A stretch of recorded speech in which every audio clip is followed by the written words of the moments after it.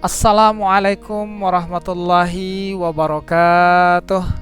Halo, bertemu kembali dengan channel pembelajaran yang keren ini. Bagi yang baru bergabung, selamat bergabung. Pada kesempatan kali ini, video ini akan membahas tentang materi pelajaran Bahasa Indonesia kelas 11, yaitu menelaah ciri kebahasaan teks eksplanasi. Oke, para siswa sekalian, sebelum kita mulai belajar, bagaimana keadaan kalian pada kesempatan kali ini? Mudah-mudahan semua berada dalam keadaan sehat, dan yang terpenting, semoga kalian semua tetap bersemangat untuk belajar. Baiklah para siswa, materi yang akan kita pelajari pada kesempatan kali ini adalah mengenai kaidah kebahasaan teks eksplanasi ya, ciri kebahasaan teks eksplanasi. Oke. Kaidah kebahasaan teks eksplanasi banyak menggunakan kata yang bermakna denotatif ya, atau makna yang sebenarnya. Kemudian yang kedua, banyak menggunakan konjungsi kausalitas ataupun kronologis. Konjungsi kausalitas antara lain sebab, karena, oleh sebab itu, oleh karena itu, sehingga. Sedangkan konjungsi kronologis atau hubungan waktu seperti kemudian, lalu, setelah itu, pada akhirnya. Nah ini ya, ada konjungsi kausalitas, ada konjungsi kronologis ya.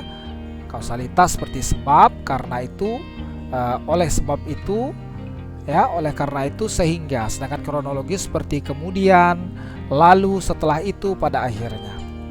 Oke. Kemudian yang ketiga, banyak menggunakan keterangan waktu pada kalimatnya. Berikut contohnya. Pada bulan keempat, muka telah kian tampak seperti manusia. Dalam bulan kelima, rambut mulai tumbuh pada kepala. Selama bulan keenam, alis dan bulu mata timbul setelah 7 bulan. Fetus mirip kulit orang tua dengan kulit merah berkeriput. Selama bulan ke-8 dan ke-9, lemak ditimbun di bawah kulit sehingga perlahan-lahan menghilangkan bagian keriput pada kulit.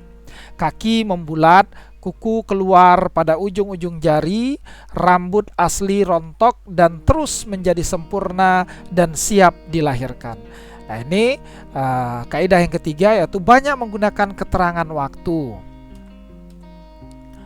Kemudian yang keempat, banyak menggunakan kata ganti benda, baik konkret ataupun abstrak, seperti demonstrasi, banjir, gerhana, embrio, kesenian, daerah, dan bukan kata ganti orang, seperti ia, dia, mereka. Oleh karena objek yang dijelaskannya itu berupa fenomena, tidak berbentuk personal atau non-human participation. Yang kelima, banyak menggunakan kata kerja pasif seperti kata terlihat, terbagi, terwujud, terakhir, dimulai, ditimbun, dan dilahirkan. Oke. Yang keenam, banyak menggunakan kata teknis atau peristilahan sesuai dengan topik yang dibahasnya. Apabila topiknya tentang kelahiran, istilah-istilah biologi yang muncul. Demikian pula apabila topiknya tentang kesenian daerah, istilah-istilah budaya yang banyak digunakan. Apabila topiknya tentang fenomena kenaikan BBM, maka istilah ekonomi dan sosial yang akan banyak muncul. Nah, itulah kaidah kebahasaan teks eksplanasi. Dan kita lanjut contoh teks eksplanasi. Oke, para siswa silakan dibaca teks berikut ini dengan judul proses terjadinya salju.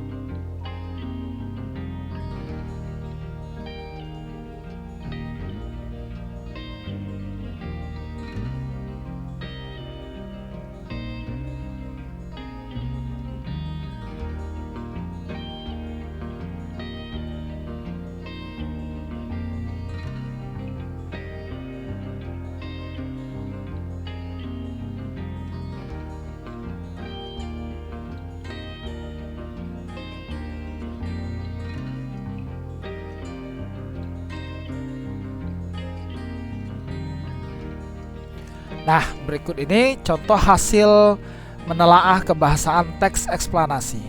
1. Menggunakan kata bermakna denotatif. Maka kita ambil dari teks tadi, contohnya partikel yang jatuh ke bumi itu adalah air murni, belum terkotori oleh partikel lain. Nah, arti jatuh, terlepas dan turun atau meluncur ke bawah dengan cepat karena gravitasi bumi, baik ketika masih dalam gerakan turun maupun sesudah sampai ke tanah dan sebagainya. Makna konotatif kata jatuh antara lain misalnya pada ungkapan jatuh cinta atau menaruh cinta kepada. Nah, ini yang pertama, bermakna denotatif ya. Kemudian yang kedua, menggunakan istilah ilmiah atau kata teknis. Contoh pada teks tadi, kristal ya, suatu padatan yang atom, molekul atau ion penyusunnya terkemas secara teratur dan polanya berulang melebar secara 3 dimensi. Kemudian yang ketiga, menggunakan konjungsi waktu dan kausal. Kita lihat konjungsi waktunya seperti apa. Kumpulan uap air mendingin sampai ya pada titik kondensasi, yaitu temperatur gas berubah bentuk menjadi cair atau padat. Kemudian ini ya, menggumpal membentuk awan. Oke. Kemudian kita lihat konjungsi kausal. Jika tidak, kristal es tersebut meleleh dan sampai ke tanah dalam bentuk hujan air. Oke. Jadi ada dua, ada konjungsi waktu, kemudian konjungsi kausal. Kemudian kita lanjut yang keempat, menggunakan kata keterangan waktu. Contoh, pada saat awal pembentukan, masanya jauh lebih kecil daripada massa udara sehingga awan bergabung tersebut mengapung di udara. Nah, ini merupakan keterangan waktu ya pada saat awal pembentukan. Kita lanjut yang kelima, menggunakan kata ganti benda. Contoh, temperatur udara tepat di bawah awan adalah 0 derajat Celcius. Akan tetapi temperatur yang rendah saja belum cukup untuk menciptakan salju. Ketika partikel-partikel air murni tersebut bersentuhan dengan udara, air murni tersebut terkotori oleh partikel-partikel lain. Nah, di sini ya. Oke, gunakan kata ganti benda. Kita lanjut. Yang keenam, menggunakan kata kerja pasif. Contohnya, untuk membuat air murni beku dibutuhkan temperatur lebih rendah. Ya, ini ya, dibutuhkan dari 0 derajat Celcius. Menggunakan kata kerja yang pasif. Dibutuhkan temperatur lebih rendah dari 0 derajat Celcius. Oke para siswa, inilah materi kita pada kesempatan kali ini. Mudah-mudahan kalian semua bisa memahami materi ini dengan baik. Bagi yang belum jelas, silakan diulangi lagi penjelasan pada video ini. Bagi yang merasa bahwa video ini bermanfaat untuk menambah pengetahuan kalian, silakan acungkan jempolnya ke atas dan jangan lupa untuk men-share video ini kepada teman-teman kalian. Dan bagi yang belum subscribe channel ini, silakan subscribe agar tidak ketinggalan informasi dari channel yang keren ini. Oke, terima kasih atas perhatiannya. Kita bertemu lagi pada video pembelajaran berikutnya. Terima kasih atas segala perhatian. Mohon maaf atas segala kekurangan. Wassalamualaikum warahmatullahi wabarakatuh.